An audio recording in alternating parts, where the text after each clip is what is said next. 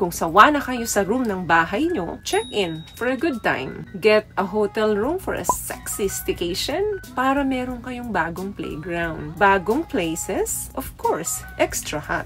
Mas magiging mainit ang labanan ninyo. Maitim ba skin? Underarm at singit mo? K-Skin ang bahala sa'yo. Premium ang ingredients, paraben-free and sulfate-free, and FDA-approved, kaya safe for everyone. With K-Skin, ibalik ang alindog mo. Huwag nang magpahuli.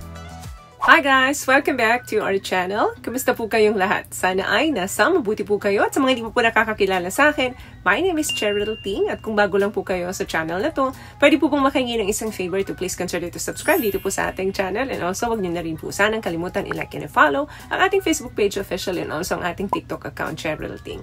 Maraming salamat po. And for today's video is another concern video po. Ang sabi niya is, topic ka naman ma'am ng mga best places na masarap gawin ng bembangan para wag lang routine. Boring din kasi pag paulit-ulit. Oo nga naman. Pag lagi kang nasa isang lugar lang, lagi kang nandun lang sa kama mo, mapagsasawaan nyo nga naman. Kaya dapat in-explore talaga natin yung mga lugar na kung saan pwede tayo mag-enjoy pa. Minsan kasi gusto natin maging playful, maging unpredictable. Kasi kapag ginagawa ninyong mag-asawa yan, can make your life a little bit more exciting. Number 1, bakit hindi nyo subukan ng balcony or backyard ng bahay nyo? Di ba nakaka-excite yung nasa labas kayo? Nasa outdoor naman ang mga fantasy nyo. But with a nice level of privacy. Kasi anytime, pwedeng may makakita sa inyo. Pero ang backyard ng bahay ninyo ay isa sa pinaka-comfort place yan na gagawin nyo ang outdoor-es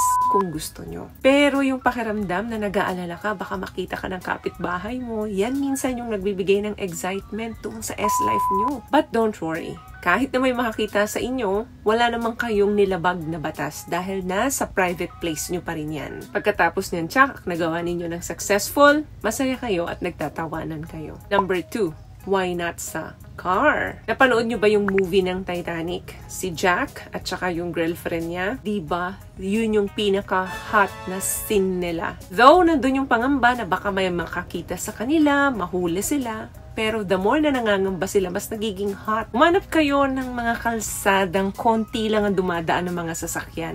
Medyo private. At saka yung nag-uumaga pa lang, para konti pa lang yung mga dumadaan. Hindi pa siya masyadong busy. Pumunta kayo sa isang empty na parking lot. Huwag kayong uupo sa harap ng sasakyan ha, kasi baka sobrang nasasarapan na kayo. Mapindot nyo yung busina nyo. Baka magtawag ng attention yan sa iba. Mas magandang ginagawa ito sa backseat kasi mas mahaba ang upuan. Hindi kayo nakikita ng tao na dumadaan sa harapan. And there is more room to play around. Lalo na kung may mga gagawin kayong iba't ibang posisyon. Another thing, hotel room. Kung sawa na kayo sa room ng bahay nyo, check in for a good time. Get a hotel room for a sexy staycation para meron kayong bagong playground. Bagong places, of course, extra hot.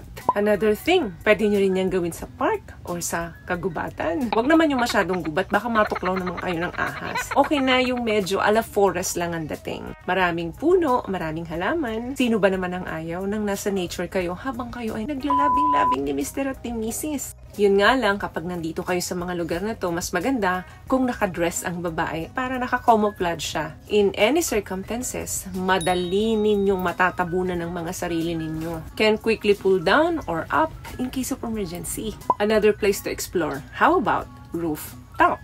Yes, sa bubong ng bahay nyo. Huwag naman sa bubong ng ibang bahay, ha? And make sure nasa flat na roof kayo, hindi yung nakaslide na ganito kasi baka mahulog kayo. So please, pag gagawin nyo to, take a proper precautions. Practical ito doon sa mga nasa condo, for example. Tapos sa tabi nyo, merong roof doon na flat. Pwede nyo gawin doon. Sa bahay nyo, naka 2-story kayo, then may area doon na accessible papunta doon sa roof. Pwede nyong gawin doon. Pag ginawa nyo to ng daytime, make sure naka-sunscreen kayo ha, para wag naman masunog ang mga balat nyo. Diskarte nyo na yan kung saang roof ninyo gagawin yan. Make sure lang, na safe kayo kung susubukan nyo ito. May mga babae po akong nakakausap na isa talaga sa fantasy nila ang makipag-make love dun sa mga partner nila doon sa roof ng bahay nila or minsan ng roof ng kapitbahay nila. What I love about this product, itong No More Dark Secret ng K-Skin, bukod sa may advanced whitening na siya na kung saan pwede niyang matulungan na pumuti yung mga singit-singit mo, moisturizing, meron siyang anti-irritation, antibacterial, maintain healthy pH level. Hindi lang pambabae, meron din po tayong pang-lalaki. Another place to explore. How about